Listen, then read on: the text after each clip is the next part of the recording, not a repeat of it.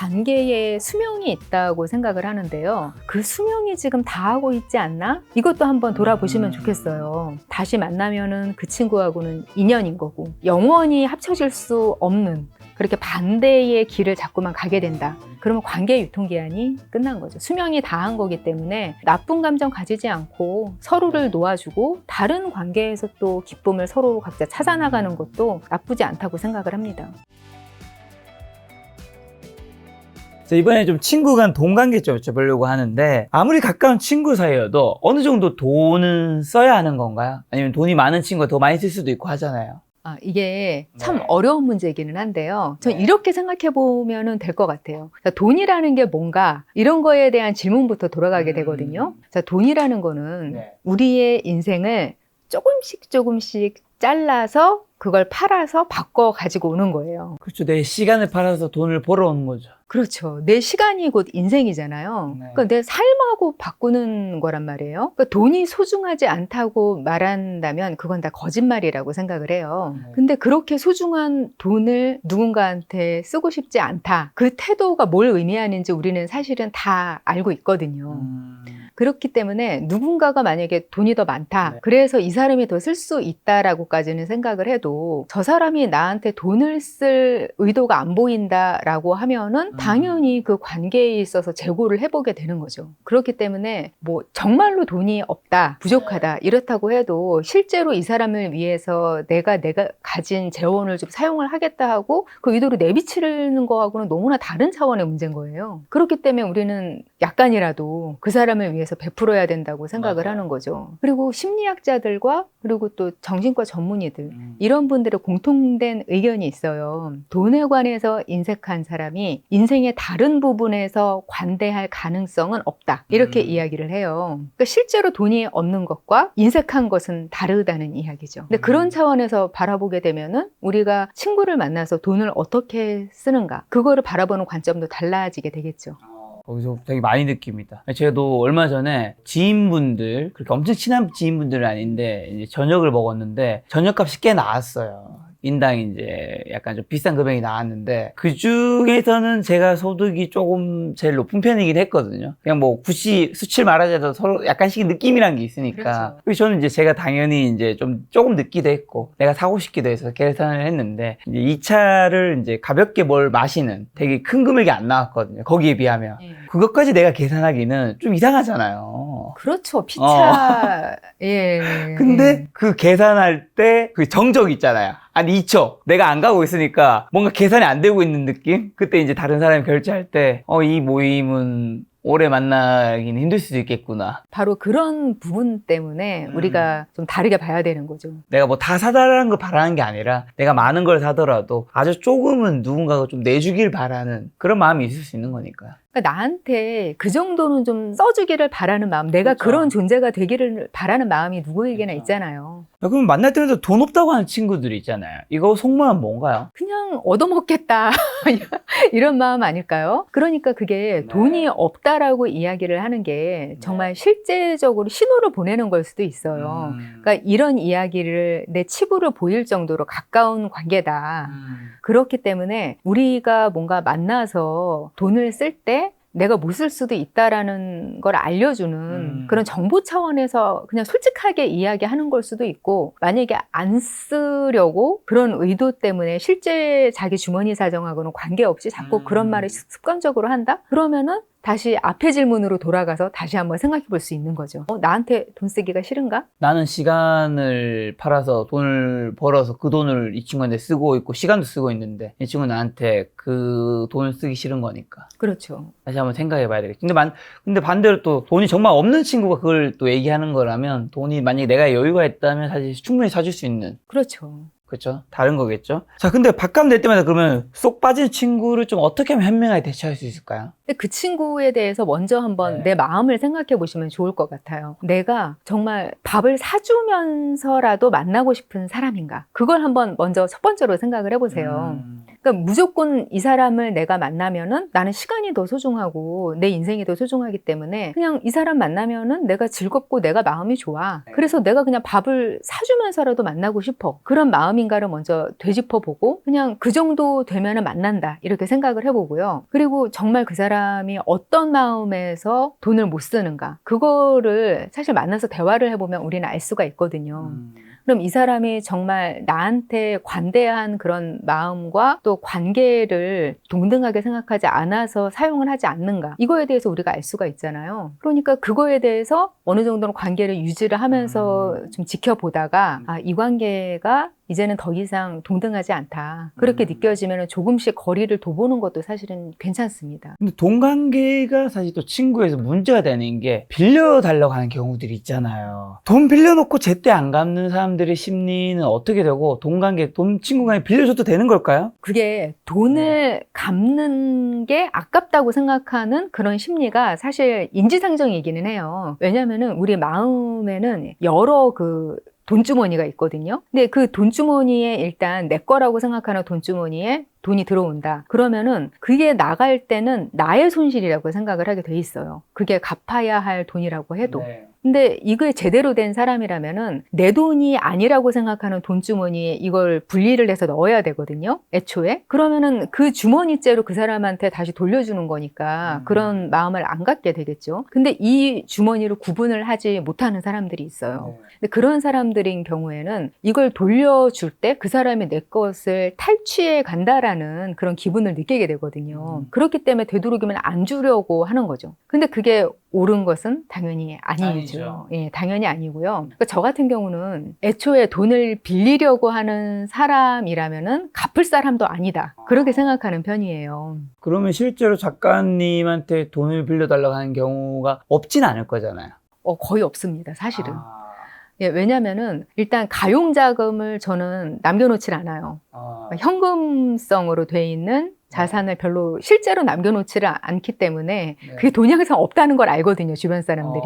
그것도 물론 이유이기는 하겠지만 제가 평소에 가까운 사람들 간에는 이제 돈 거래는 하지 않는다라는 원칙이 있다는 걸 주변 사람들이 다 알기는 해요. 그러니까 예전에 이런 생각을 좀 확고히 하기 전에 제가 아주 가까운 친구가 있었는데 그 친구가 좀 형편이 어려울 때가 있었어요. 그래서 정말 처음으로 돈을 빌려달라고 하는 거예요. 근데 많은 돈은 아니기는 했어요. 한 100만 원 정도? 어릴 때였는데 근데 저는 그걸 받지 않을 생각으로 사실은 줬어요. 그냥 주지 마 이렇게까지 말은 안 했죠. 하지만 사정이 정말 되면은 그냥 갚아도 되고 아니면은 그냥 안 갚아도 나는 상관없다. 그냥 준다는 기분으로 이 친구한테 빌려줬거든요. 근데 이 친구하고 연락이 1년 가까이 끊긴 거예요. 연락이 안 돼요. 그 친구하고. 나중에 1년 후에 그 친구가 그 돈을 가지고 저한테 나타났어요. 그래서 그때 물어봤었죠. 아니, 왜 연락을 그렇게 안 하고 안 받고 그랬니? 그랬더니 돈이 없었다는 거예요. 근데 이걸 갚기 전에는 민망해서 저를 볼 수가 없었다고. 그럴 수 있죠. 그렇게 이야기를 하더라고요. 빌린 사람의 입장은 또 다른 거니까. 그렇죠. 근데 만약에 이 친구는 저한테 돈을 정말 갚을 생각이 있고 실제로도 갚았잖아요. 근데 만약에 이 친구가 정말로 사정이 안 돼서 그 돈을 못 만들었어요. 그러면 그 관계는 그냥 끝났을 거잖아요. 그렇죠. 그러니까 아무리 서로 좋은 마음이어도 돈이 얽히게 되면은 이런 일이 반드시 생기더라고요. 그러니까 돈을 빌려달라고 할 때 거절을 만약에 한다. 그럼 그 순간에는 좀 서로 어색하거나 불편할 수 있어요. 하지만 그 관계가 끝나진 않거든요. 최소한. 네, 섭섭했어. 그냥 이 정도에서 그치고 그 다음부터 관계가 유지가 된단 말이에요. 그런데 채무 관계로 친구 관계가 바뀌잖아요. 그러면은 불편한 관계가 훨씬 더 오래 지속이 됩니다. 그리고 그 불편한 관계가 지속이 되면서 자꾸 변질이 돼요. 느끼지 말아야 될 감정을 피차 자꾸만 느끼게 되고. 작가님은 그냥 안부차 전화한 건데 이분은 돈 달라고 요청하는 전화로 오해할 수도 있고. 그렇죠. 그게 약간 좀 다른 문제이기는 한데 제가 이제 출판사의 원고를 항상 1년에 한 번씩 넘겼거든요. 책이 1년에 한 권씩 나왔으니까. 이제 출판사에서는 일정이 다 정해져 있잖아요. 광고라든지 뭐 연간 일정이 다 정해져 있는데 이 원고가 늦어지면은 이게 차질이 생기니까 에디터 분들이 당연히 약간 독촉을 하고 싶으실 거잖아요. 그런데 이제 원고가 조금씩 완성이 되어가는 그 즈음에 그냥 안부 전화를 하세요. 어떻게 건강하세요, 작가님? 제가 식사라도 좀 대접을 해드릴까요? 뭐 이런 식으로 안부 전화를 하시는데 일단 전화를 하면은 내용이 아무리 좋아도 내용이 아무리 좋아도 이거는 빨리 네. 써내라는 채찍질이구나 이렇게 받아들여지거든요. 네. 근데 그하고 비슷한 것 같아요. 이것도 원고 채무 관계잖아요. 그렇죠. 일종의. 근데 그 감정을 치환해서 생각을 해보면 돈은 어떻겠어요. 훨씬 더하죠. 오히려 안 빌려주는 경우보다 빌려준 경우에 관계가 끝나는 경우들이 훨씬 더 많습니다. 주변을 봐도 네. 돈 관계로 일단 얽히면은 그냥 끝나는 경우가 반은 훨씬 더 되는 것 같아요. 왜냐하면 일단은 제가 봤을 때 빌려준 사람은 사실 잘못이 없잖아요. 그렇죠. 왜냐하면 자기에게 굉장히 큰 소중한 돈을 빌려준 거니까. 근데 그거를 빌려간 사람이 일단 안 갚는 사람이 너무 많고, 그 다음에 빌려갈 때와 이미 빌린 다음에 마음이 좀 달라지기 때문에 그 갚는 시기가 달라지기도 하고, 그 다음에 뭔가 자기가 이제 그 갚아야 된다는 부담감 때문에 또 멀어지기도 하고. 그렇죠. 그 감정을 한번 어떻게 생각을 해보시냐면요. 드라마 같은 데 보면 주인공이 시련을 겪는 장면을 묘사할 때 그런 게 나올 때가 있어요. 부모님이나 본인이 네. 빚을 졌는데 그게 뭐 담보가 잡혀서 빨간 딱지가 붙고, 그리고 뭐 소설 같은 거 읽을 때도 집달리 뭐 이런 표현이 나와요. 그리고 빚쟁이 이런 표현이 나오고 부정적이죠. 그러니까 그게 뭐냐면은 돈을 빌려준 사람을 집달리, 빚쟁이 이런 식으로 나쁘게 표현을 하는 단어가 사용이 되거든요. 그리고 빌려준 돈 대신에 살림을 집어가고 뭐 이런 모습을 굉장히 극악스럽게 묘사를 해요. 문화 매체에서. 그런 걸 보면은 돈을 빌려가서 어떻게든지 못 받아서 조금이라도 챙기려고 하는 사람을 나쁘게 묘사를 한단 말이에요. 매정하고 악하고 나쁘고 소설에도 많이 나와요. 사실 그 사람은 자기 돈 빌려준 건데. 그렇죠. 근데 그 사람은 끝내 그렇게까지 하고도 본인의 그런 중요한 재산을 못 돌려받은 상태인데, 그런데도 주인공보다 그 사람들이 더 나쁜 사람, 이런 식으로 항상 묘사가 돼요. 그건 지금도 그렇거든요. 근데 그거를 우리의 실제 삶에 한번 대입을 해보자고요. 내가 나쁜 사람의 포지션으로 변할 수가 있는 거예요. 맞아. 이 돈을 또 뭐 선의 마음으로 그냥 못 받는다 셈 치면 상관없지만, 진짜 받을 생각을 가지고 있으면 날짜 제 날짜에 갚긴 할까, 그리고 또 제 날짜 안 갚으면 내가 연락을 또 하는 게 맞을까. 이 빌려주는 순간 을이 되는 거예요. 맞아요. 빌리기 네. 전에는 이제 을이 아닌데, 그렇죠. 그러면 딱 그런 전화가 왔을 때 어떻게 거절을 딱 하면 좋을까요? 너를 거절하는 게 아니라 네 부탁을 거절하는 거다. 그러니까 언제나 거절을 할 때는 이런 화법이 중요하거든요. 너를 거절하는 게 아니야. 이런 느낌이 들 수 있도록. 돈 같은 경우는 뭐 저처럼 그냥 돈을 안 남겨두시는 것도 방법이고요. 무슨 사정이 있어서 못 빌려준다. 이런 이유를 대면은 그게 설사 뻔하다고 해도. 그렇죠. 뭐 빌려주고 안 빌려주고 그 사람이 걸린 거니까. 그렇죠. 그러니까 말이라도 좀 너를 거절하는 건 아니야. 이런 인상을 줄 수 있게 거절을 하면은 뭐 어떻게 하겠어요, 그 사람이. 내 마음은 그렇게 하고 싶은데 나한테는 그럴 지금 여력이 없다라는 식으로 이야기를 하면 그렇게 어려운 일은 아닌 것 같아요. 그러면 지금 이제 더 성숙해진 작가님은 돈 거래는 하지 않지만, 만약 그 친구가 너무 친한 친구라면 그냥 약간의 못 받을 정도의 돈을 주는 정도? 아니면 그냥 그조차도 하지 않는 건가요? 그조차도 하지 않습니다.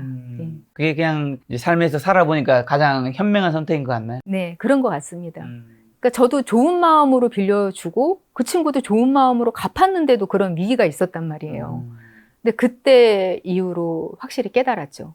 그분과 지금 좋은 관계인가요? 네, 좋은 관계입니다. 네. 자, 그리고 또 친구 간에 경조사하는 경우 많잖아요. 요거 비용 어느 정도 해야 되고, 혹시 뭐 남녀는 좀 다를까요? 이 비용이 참 어려운 게 본인의 나이대라든지 주변 사람들의 그런 수익이 얼마나 되나 이런 거에 따라서 다 달라지기 때문에 제가 뭐 10만 원이다, 뭐 5만 원이다 이렇게 말씀드리기는 사실 어려운 면이 있어요. 근데 요즘 같은 경우에 뭐 제 주변을 봤을 때 그냥 통상적인 경우에 경조사비 한 10만 원? 예, 그 정도가 평균이고, 조금 관계가 그냥 인사만 하는 정도다 하면 5만 원 정도. 근데 5만 원도 진짜 흔치 않더라고, 이제는. 이제는 그런 것 같아요.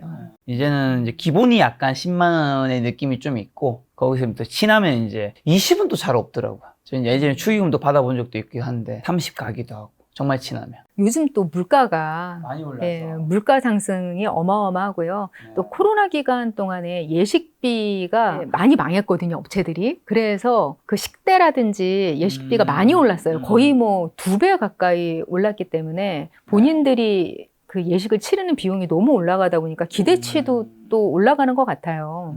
남녀는 다른가요, 혹시? 조금 차이가 있습니다. 아, 진짜요? 예, 그게 보통 보면은 그런 이야기들을 많이 해요. 경조사를 남자들은 잘 챙기는데 여자들은 잘 안 챙기더라. 저는 조사를 겪어봤는데 그런 말 하고 싶지 않는데 현실적으로는 좀 그런 부분이 있긴 했어요. 제 경험에서는. 근데 그게 금액하고 좀 관련이 있어 보입니다. 아, 진짜요? 네. 남자들 같은 경우에는, 그런 게 있어? 무조건 가야지. 이런 게 있어요. 근데 대신에 금액에 대한 부담은 많이 고민을 안 하시더라고요. 그냥 좀 적더라도 우리 관계에서 이 정도면 약간 적은 거 아닌가? 이런 금액이라고 해도 일단은 다 가서 그런 금액이라도 내는 게 낫다고 일단 생각을 해요. 가는 게 중요하지. 네, 가는 게 더 중요하고 네. 액수는 만약에 그에 못 미치더라도 안 가는 것보다는 낫다. 이런 쪽으로 판단을 많이 하시는 것 같아요. 네. 그래서 많이 갑니다. 저 같은 경우 예전에 조사 치렀을 때 보면은 뭐 5만 원, 5만 원, 5만 원, 5만 원 이렇게 많이들 오세요. 너무 감사하죠, 사실. 그러니까 여자분들 같은 경우에는 5만 원이 없어요. 일단 네. 한 분도 안 계세요. 여자분들 같은 경우는. 오시면은 일단 그 이상인 거예요. 그러니까 여자들은 고민을 좀 더 하시더라고요, 여성분들은. 이 사람이 내가 가줄 만한 사람인가? 이거를 좀 깊게 고민하고 가줄 만한 정도의 관계면은 이 정도 금액은 안 될 것 같아. 네. 그러니까 더 써야 될 것 같아. 이런 식으로 더 고민을 많이 하더라고요. 그러니까 이런 것 때문에 참석률에도 차이가 있지 않나, 영향을 미치지 않나, 이런 생각이 저는 많이 들더라고요. 맞아요. 그리고 또 참석률에 그런 것도 있는 것 같아요. 이게 저는 나이가 들면 들수록 이제 같은 동성 간 친구보다 이성 간의 친구의 매력도가 정말 많이 떨어지는 걸 느끼거든요. 그게 예를 들면 이제 특히 조사 같은 경우 겪으면 그 지방에서 고향이 집이 지방에 있는 경우가 많잖아요. 그럼 지방에 살게 되면 저녁에 와야 될 때도 있고 한데 제가 남자면 여자분이 지방까지 오는 거를 조금 힘들어하는 경우도 있고 플러스로 이제 30대 40대 되면 대부분 결혼을 했거나 아이가 있잖아요. 더 어딘가를 이동하는 걸 힘들어 하더라고요. 또 남자고 이 친구는 여자니까 이제 아무래도 그런 조사 아니더라도 사실 만나는 게 이제 쉽지 않아지잖아요. 점차 약간 상대편의 이제 배우자가 신경 쓰이기도 하고 뭔가 예의가 아닌 것 같기도 해서 점차 약간 동성 간 친구들이 더 중요하고 편해지는 느낌. 아마 이거는 여성분들도 그렇게 느낄 것 같아요. 그럼요. 네. 아무래도 점점 이제 기혼 비율이 나이가 들면서 점점 높아지기도 하고, 그리고 점점 서로가 더 바빠지고요. 그리고 체력도 더 떨어집니다. 피차. 자, 그러면 친구 간에 성격이 정말 잘 맞는 친구도 있단 말이죠. 너무 그냥 아무것도 안 하고 있어도 너무 이 친구랑 있으면 재밌고 즐겁고 편하고 대단한 거 없는데 그런 친구 관계가 틀어지는 경우도 있는데 어떤 것 때문에 보세요? 그 이유는? 관계에 수명이 있다고 생각을 하는데요. 그 수명이 지금 다 하고 있지 않나? 이것도 한번 돌아보시면 좋겠어요. 우리가 그 인생의 여러 주기를 이렇게 타서 오르락 내리락 하게 되잖아요. 그 주기가 어떤 지인이라든지 친구 이런 사람들하고 맞아떨어지지 않을 때가 있어요. 그러면 그럴 때 그 사람을 만나서 심리적 고통을 겪게 될 수도 있거든요. 그게 뭐냐면은 우리가 비교 심리 때문에 많이 힘들잖아요. 우리가 불행한 가장 큰 이유가 그 비교 심리인데 저기 그 아주 멀리 뭐 미국에서 뭐 4천억 재산이 있는 20대 카일리 제너가 그렇게까지 질투나진 않거든요, 사실. 똑같이 20대라고 해도 그냥 어차피 다른 세상이니까 뭐 샤넬에다가 뭐 밥 말아 먹든 무슨 상관이겠어요, 나하고. 그런데 나하고 정말 똑같은 환경에서 일정 부분 인생을 공유했던 친구가 어느 시점부터 나보다 나아진다? 그렇게 되면은 그거는 나한테 고통이 될 수가 있어요. 상대적으로 내가 좀 더 뒤처지고 있구나. 사실 그거를 제대로 극복을 할 수 있는 사람이 많지는 않아요. 그래서 일정 부분은 인생 주기에서 오르락 내리락 하는 부분이 좀 겹쳐서 올라갈 때 같이 어느 정도는 올라가고 또 내려올 때도 같이 내려가고 이렇게 맞는 친구들이 있거든요. 그렇게 되거나 아니면은 주파수가 다시 맞을 때 그때 다시 좀 더 친해지고 이런 경우가 있어요. 그렇게 해서 다시 만나면은 그 친구하고는 인연인 거고, 만약에 영원히 합쳐질 수 없는 그렇게 반대의 길을 자꾸만 가게 된다. 그러면 관계의 유통기한이 끝난 거죠. 수명이 다한 거기 때문에 나쁜 감정 가지지 않고 서로를 놓아주고 다른 관계에서 또 기쁨을 서로 각자 찾아나가는 것도 나쁘지 않다고 생각을 합니다. 말씀하신 게 이제 내가 어느 정도 만약에 성장을 했는데 아니면 내가 반대의 경우일 수도 있고 상대방이 성장했는데 상대방이 이제 나도 이게 뒤처졌을 때는 이거에 따라서 이제 각자의 그 갭에 따라서 대화도 안 될 수도 있고 공감대도 떨어질 수도 있고, 실제로 저도 예전에 이제 30대 초반에 대기업 CEO분의 인터뷰를 한번 했었는데 뭐 하다가 마지막에 그럼 대표님은 이제 옛날 지인들 자주 만나고 하시나요? 이제 막 여쭤봤었는데 그분이 아니요, 저는 한 1년에 한두 번 만나는 것 같아요 라고 하는 거예요. 그래서 제가 대표님이 그럼 지금 성공도 하셨고 돈도 여유도 있으신데 왜 자주 안 만나냐 하니까 만나 살 일이 그렇게 많지 않다고. 그러니까 그 친구들이 너무 좋은데 이미 그 친구들과 나와의 관심사와 목표와 이것들이 너무 달라서 이거를 나의 것들 얘기해서 잘못 얘기하면 친구들이 상처를 받을 수도 있고 공감되고 안 느껴질 수 있어. 근데 그렇다 해서 내가 내 이야기를 편하게 할 수 없으면 그 자리가 또 내가 편하지 않은 거고. 근데 그 친구들은 여전히 좋아하기 때문에 1년에 한 번 정도, 2번 정도 만나지만 내 일과 내 지금 일상에 관련된 이야기는 나와 비슷한 수준의 사람들을 만나서 편하게 얘기한다고.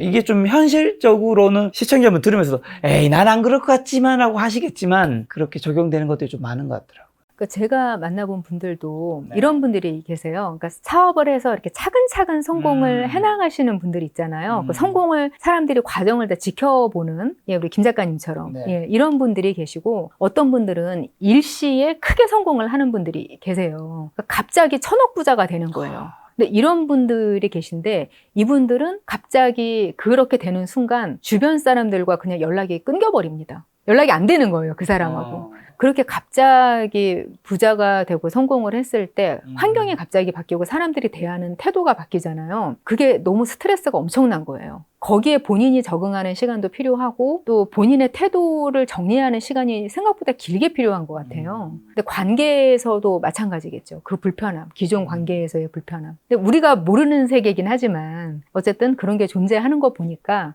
우리의 일상에서도 어떤 인생 주기에 변화가 있을 때 같이 변화가 따라온다. 그걸 받아들이는 것도 좀 서로 필요한 것 같습니다.